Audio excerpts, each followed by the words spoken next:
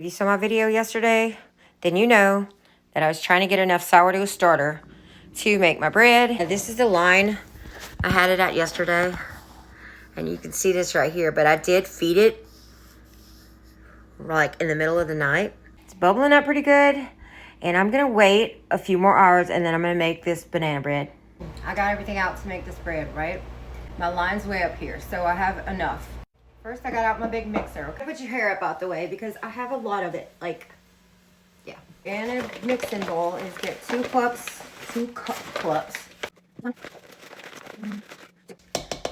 of all-purpose flour, and a half a teaspoon of baking soda, and a half a teaspoon of salt.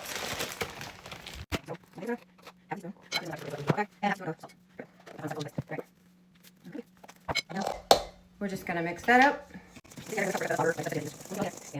I got my mixer ready and I got a whole stick of butter that I have melted, or you have to use softened butter, right? And the 2 eggs. And then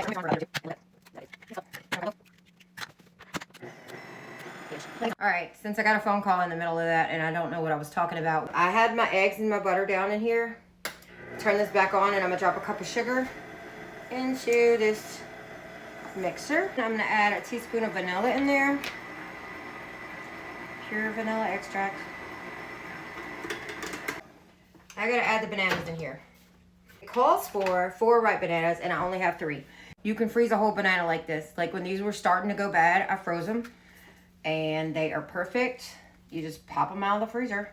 It's like a pain in the ass. It's kind of nasty, but ew. But I promise you it cooks the same. I promise. It's kind of nasty to freaking touch. But if you can like pull the top off like I didn't do the last time, you could almost... This is how my instructional videos are gonna go. Like if you think you can't bake, believe me, you can. I don't know what the hell I'm doing. I'm gonna squeeze these frozen bananas that look really nasty in here, but they're not. God, come on. Every time I try to teach somebody how to do something, it turns out to be like a disaster. You can substitute freaking half a cup of applesauce for banana. Half a cup of applesauce, replacing the 1 banana that I don't have. Load it up. I have my sourdough starter, so I'm just gonna scoop out a cup of that. And that's gonna go in next with all the dry ingredients. This is only the 2nd time that I used this sourdough starter that was given to me. And I'm kind of obsessed with it. Like, I've had it since January, and like you have to keep feeding it, and like once a month, cleaning out the container, transferring it and all that, just to get my container like nice and clean, because you don't want it to be growing anything it's not supposed to be growing. It's kind of like a pet at this point, so yeah, I'm a little obsessed. I still don't know what I'm doing is my point. I'm not like a sourdough expert. I have no freaking clue. I'm gonna turn that on, let that mix up for a minute, and then I'm gonna add the rest. I remember watching cooking shows and like people add this stuff in gradually. I'm gonna add in the rest of it like slow in there. Get a spoon or something. No clue, y'all.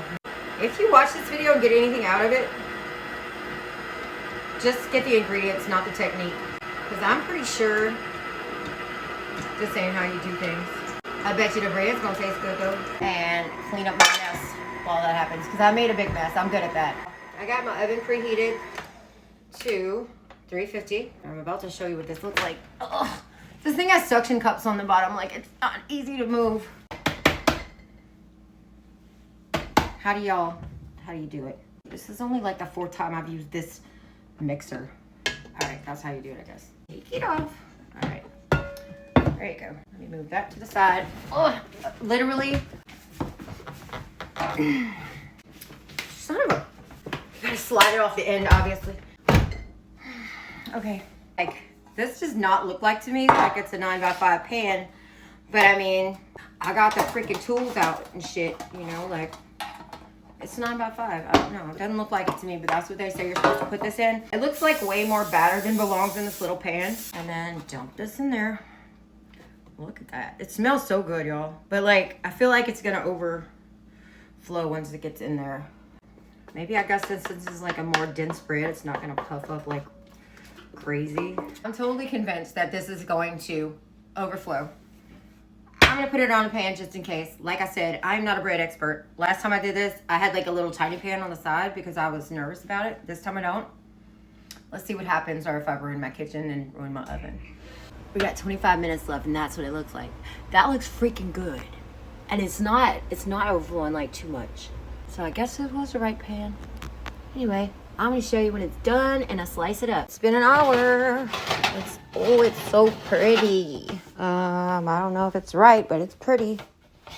They say you're supposed to test it with a toothpick, but like that's not gonna do much. I got a shish kebab skewer.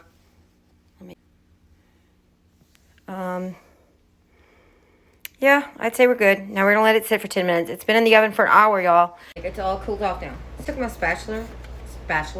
I can't talk today. Like went around it just to make sure it'll come out. And I'm gonna just flip it out. Look at that. Even the bottom is beautiful, but like, obviously, that ain't the way it goes. Got my little bread knife. Oh my God. It smells so good. Oh my God, so good. It is so good. I'm gonna finish cutting this. That's delicious. I would have left it in for like another 5 minutes or so. Maybe it needed like a little bit more than an hour. It's just so good. It's a winner. I'm gonna post this recipe on the Pepper app. The link is in my bio. And that's where you can go and get the recipe. And if you don't have sourdough starter, you can make one. Like there's recipes online, or if you have a friend that has one, get them to give you some. And then you just grow it yourself. That's it.